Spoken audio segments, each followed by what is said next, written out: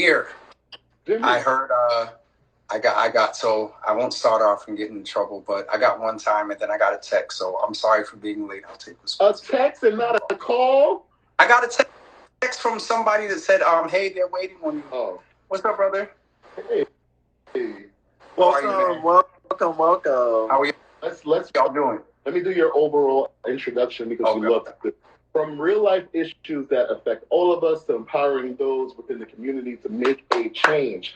Our guest, Jimmy, is the host of Java with Jimmy, a morning talk show that started during the pandemic and has flourished into a talking space featuring politicians, community advocates, and entrepreneurs from around the country. Welcome to the Pink Clubhouse, Jimmy Hales. I am honored to be here. I'm going to tell you now, it's different being on the other side of the desk. So I'm going to do my best to answer questions and talk and not try to interview both of you. Okay. Well, I mean, you do a great show, so thank you. I'm sure you'll be okay. Jimmy, first of all, you just celebrated a birthday this weekend. Okay. I don't know Happy birthday. We're going to be saying thank you. The big number. But now we know the people of Boston love a good drink. But tell us, was Jimmy swinging on a chandelier this weekend? Jimmy was not swinging on a chandelier, but I'll just say that I went out Wednesday night, Thursday night, Friday night. I called myself resting Saturday, and I was still resting as of today. So it not swinging from a chandelier, but definitely celebrated and consumed some libations in celebration of 52 years around the sun. So it's 52 years here late. This shows that I try to think that I can pass for like 38 or right. You can. Well, this kind of messes with me a little bit. You know what I mean? So. But yeah, 52 years. I'm definitely thankful to God for that. And right. No chandeliers. Maybe 55. If I have my Geritol and some good vitamins, I'll be all set. Not Geritol. I'm just saying. Oh my You're God. 52. You look great for 52. And happy birthday. I appreciate it. Thank you so much. I appreciate it. I'm celebrating all month. We have something going on Saturday. A few things going on Saturday, so I'm celebrating. Until. Oh, definitely live on through the celebrations. You're going through a major rebranding right now. What is the biggest lesson or feeling that you want to take away from this new chapter for Java with Jimmy? I think for me personally, it's trust. I have to give a shout out to the Davis system and to ABMI media. Media's in the abbreviation there, but Anissa Benjamin, Anthony Davis, Aaron Davis. I think the thing for me is trust. I started out as literally like a one-man show, sitting here in a bedroom. At that time, I was on an iPhone. And with this rebrand, I've learned to trust the professionals. I have given myself over to two, by contract, one Black-owned business, but they are sort of working with ABMI. And it's trust for me with this rebrand. I've been challenged to step up the game, maybe stop exhausting the levels, but take things to a different dimension. And so that's what this rebrand, we actually pushed it back about a month. We were looking at it. I wanted it actually to be released on my birthday, but the team was like, no, we're going to, push it back to October 1st. Right. And so that's when the rebrand is going to happen. And I'm excited about it. But for me, it's trust. I think for the community, it's always anything that I do, appearing as a content creator, influencer, trips to capture content, stuff like that. I embrace the social media aspect of the platform for impact. And so rebrand, posts, reels, fun times, posting of drinks, I get that. But if I don't have impact, I'm good. So for me, it's trust, and for the community, it's impact. Yeah. I mean, a lot of people really need to get that. I mean, we got social media. People just use social media for, like you said, drinks and showing whatever whatever and don't do anything with it. I appreciate that, definitely. Absolutely. Now, you started Java with Jimmy during the pandemic. There was a lot going on. How has the people of Boston, because, we got guests from everywhere, and you're in Boston. I don't think they've had a guest from Boston. So if you could speak from the ground, how did the people of Boston rally through this, and how was it getting this show together during that time? Okay, so now I know how it feels when I ask a guest a question and there's like 3 or 4 questions within the question. And I get where you're coming from as a host. I'm like, okay, so the first part of that is I'll talk about me and the platform last. The people of Boston had an advantage because Boston is known as a sort of medical mecca. We have, we're known as a educational mecca. So let alone, all of these major colleges, Ivy Leagues, Harvard, Northeastern, Tufts, they are Ivy League schools. And Harvard. And they are known for, producing great doctors from their schools of medicine. And so we also are a medical mecca because these hospitals work with the colleges and they are training institutions. And so, that's the perspective from the macro. Now, you said on the ground, how did we deal with it? Oh, we had Black and brown activists that were like, hey, we see this going on over here. We see this going on over there. What's going on in this part of Boston? The blackest parts of Boston are typically what's called Roxbury, Dorchester, and Mattapan. Some South End. We got to say Jamaica Plain. I grew up there, so it's definitely a black part of Boston. There were activists and community leaders from those different areas that were basically like, we need equity. We need health equity in this. And so from the ground, it was people like Diane Wilkerson. We had the Black Boston COVID Coalition.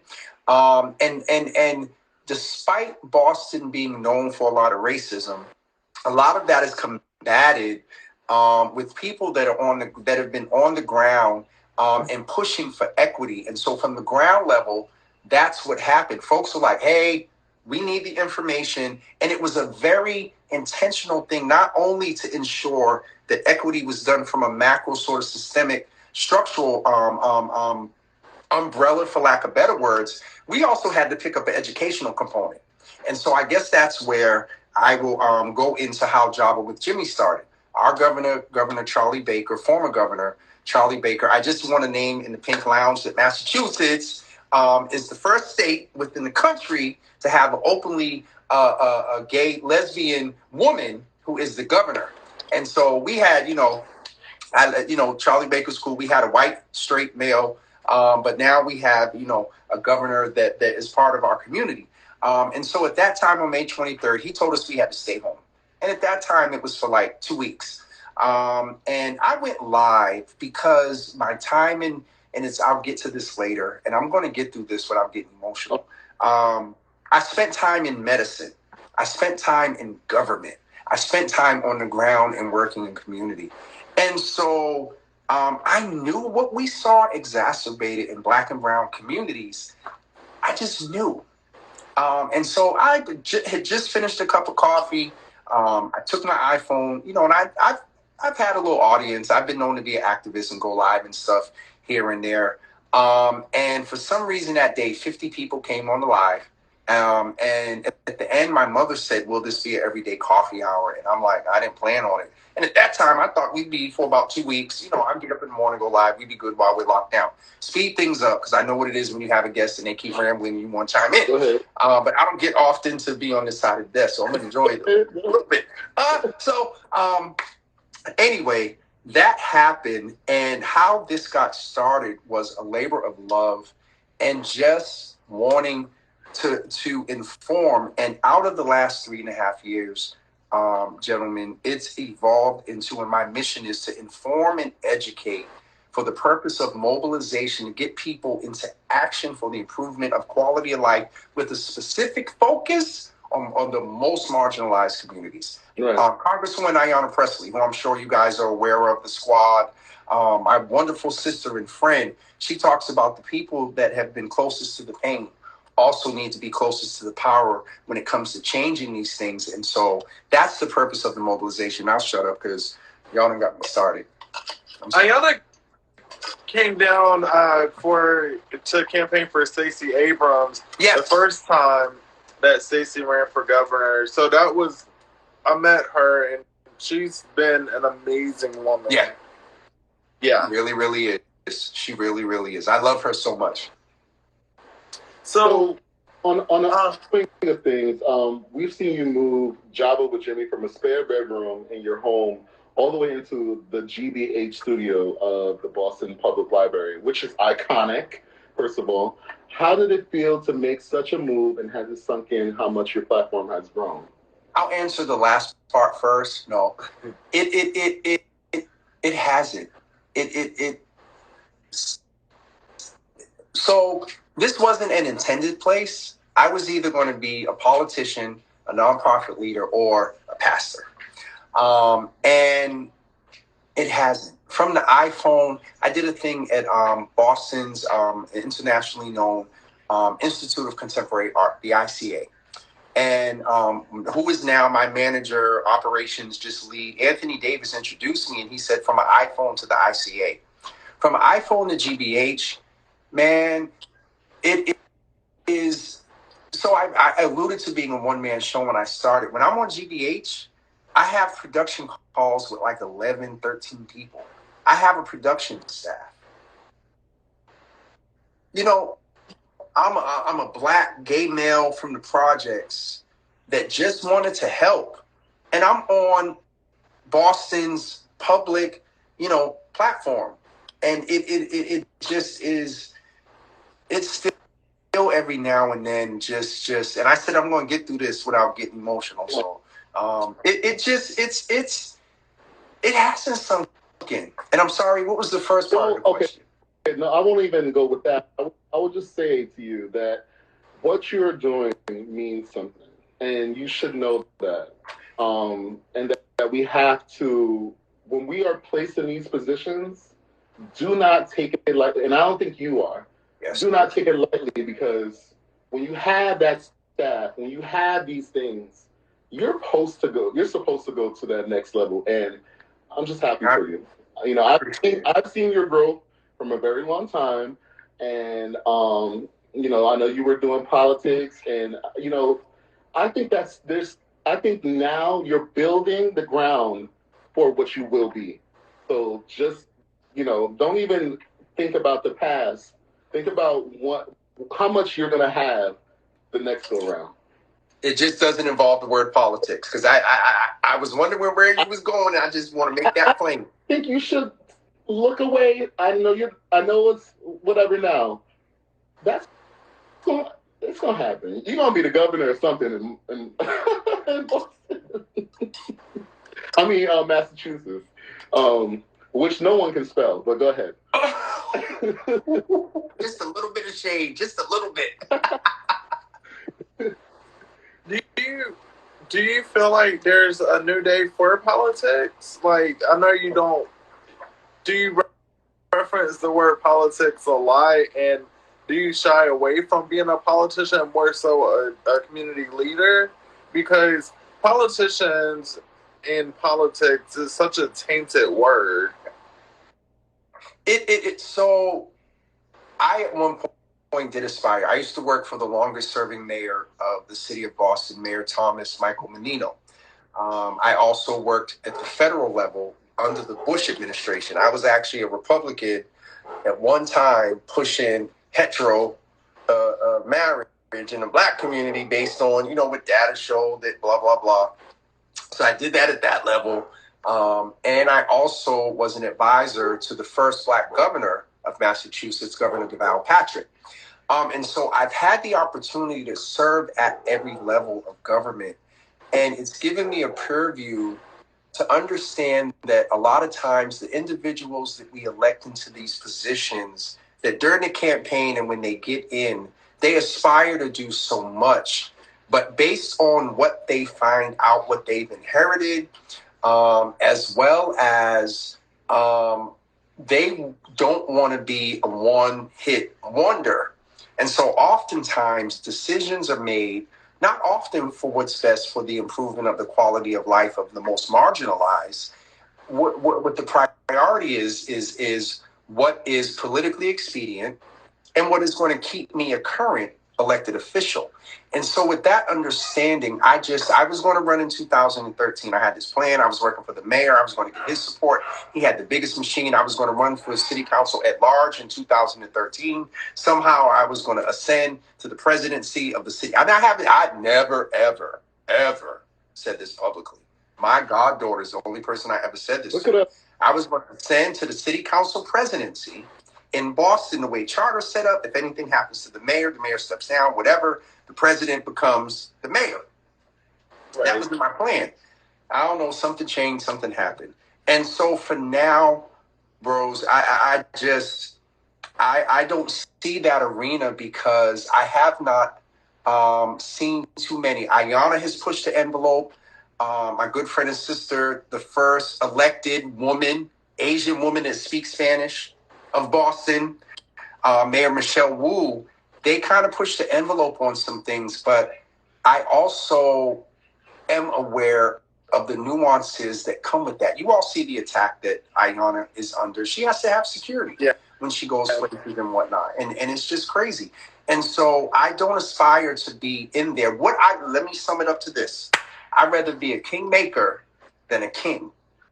Because when you're a kingmaker, when you need to call about that mother that needs help with the gas bill or that family that didn't get the trauma services because Pookie got shot, you help make some kings in these different areas. You use that network again at the final end of it all, impact. That for me is it. So I don't aspire to be in politics.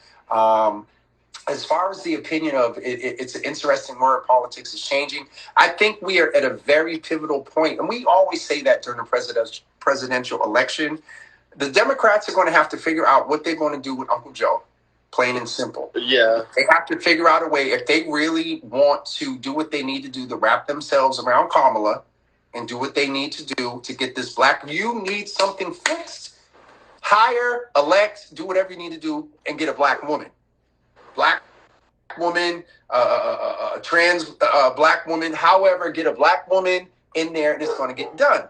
And so I think we are at a pivotal point to where we have been so turned off by the ugliness of politics. But I believe what happened with Roe versus Wade have pulled folks out folks did not understand, did not caring about he who used to occupy the White House and his power. What did he get to the Supreme Court? 3 justices? And so we're at a pivotal point of education where we can look at when people talk about my vote doesn't count. No, we got a city councilor right here. On paper, it's really 3, but her mantra is by 1 vote, but the final count is 3 votes. She won her election by 3 votes. And so no to politics for me being in it like that. I'll advise, I'll consult, I'll support, I'll bring folks on an interview and raise them. And to your point of where politics are now, I believe that young people, I believe that marginalized communities, I believe that women and those that are able to have children, however they identify, I believe that it is important that they took what they saw in the frustration some years ago and turned that into an agenda that is really going to push toward equity and inclusion. We got this DEI sexy stuff. Sorry. Y'all got me out there. Well, speaking of sexy, because we know we're talking about things that affect the community. Okay. But here at the Pink Clubhouse, we want to know, what's going on in your world, Jimmy. Okay, we're going to slip by real quick. So is Jimmy sharing Java with anyone in particular?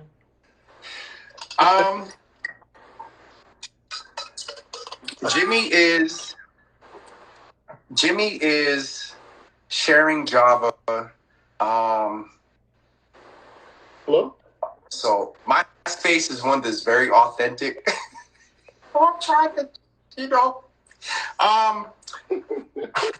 Jimmy is drinking. Stamps, you moving your seat? Oh, God.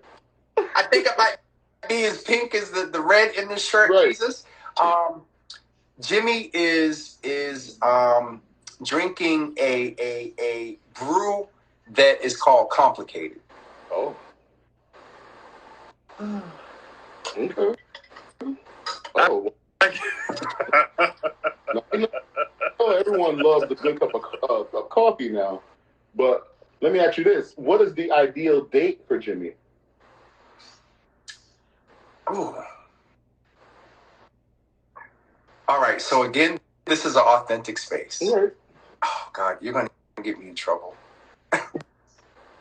The ideal date, first date, I would say, is we make plans to meet somewhere, but about 15 minutes before I'm leaving, for some reason I hear music downstairs and I get a phone call, and on the phone call in the background, what I hear, the same bass I'm hearing from coming in the house, I'm also hearing through the phone. Yo, I changed my mind. I thought I would scoop you up so you don't have to drive later. And so we would definitely have to go somewhere where they serve either sushi. That can include tuna tartare or beef tartare. We have to have beef tartare. You have to have a. I know that Patron is not top shelf tequila. I just like the taste of Patron, and so they have to have that available. And it needs to be in a place with ambiance that is like chill, that we can bug off other people. But if we want to just have a little private chat, we can kind of huddle and do that. And they would need to just be easily engaged in all type of conversation, from politics to economics to maybe a little bit about past relationships, minimal, because you don't want to reveal too much too early. And they would also need to some of the regular stuff, volunteer to pay for the bill, but I'm paying half, or leave the tip in the ballet. And I think it would end after being dropped off, after the sun rises, after we done sat up and talked all night. You staying out all night? Okay. Say after dinner, we also, I'm trying to look and see who's on here. We would, you see the color of my screen? Okay. Okay. I love it. I love it. Yes. Okay. Who's green? Is somebody green in here? We would, you know way. This is legal in Massachusetts. Oh. Jimmy, I'm gonna need you to send me some. I have to talk to you because I need some help down here, and I trust you. I don't trust a lot of people to do that for me. I need some mail. We can't be talking about that live on the internet. Okay, I didn't say it. It's true that I can do it. It never happened. I didn't say it. Well, listen, Jimmy, thank you so much for coming to the Pink Clubhouse. We really respect and adore you and what you do for public service. So hopefully you come back again. I would be honored. Your Reed branch. I would be honored to come back. And I'm getting ready to do some things where I have a whole different setup and whatnot. And so I would be honored to have you guys come in and maybe share on panels. I cover a whole lot of things. There's the Monday through Thursday at 9 a.m. That's the wholesome, sort of Black Donahue approach I'm trying to take to things. And then we have a part of the brand called Java After Dark. Okay. And that's one where, there are cups, but there are different types of Java. There are espresso martinis, there are, white Russians, things like that. And so I just want to also big up both of you. Thank you. I know what it is to be an influencer. I know what it is to want to bring different type of conversations, but also raise folks within our community and the different hues. They talk about the flag and different things like that, but there's an intentionality there that we are so much more than what is often and of current portrayed about us across the spectrum of who we are and who are part of our communities. One of my straight friends, often talks about, bro, I don't understand. like all these subsets, just like, you know, in some of our communities, like everybody just come together, have one flag, and no, you know, there's an individuality.